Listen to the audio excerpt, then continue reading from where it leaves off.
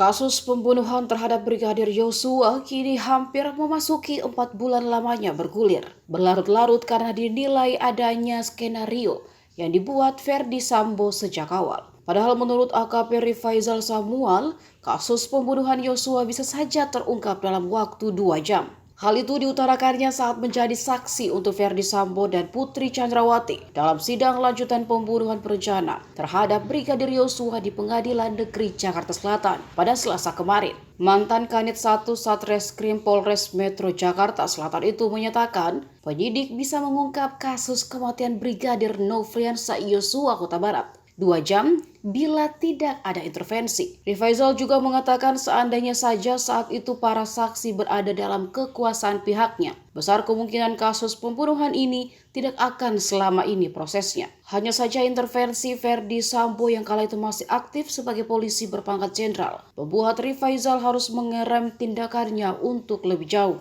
Ia mengingat salah satu momen dirinya dipanggil Verdi Sambo saat datang ke rumah dinas Verdi di Kompleks Polri Duren 3, Jakarta Selatan pada 8 Juli 2022 untuk melakukan olah tempat kejadian perkara. Di situ pula Sambo menanyakan tahun kelulusan Rifaizal di Akpol dan memintanya untuk tidak keras menginterogasi Barada Eliezer karena masih jenderal mau tak mau Rifaizal harus tetap menuruti perintah Sambo.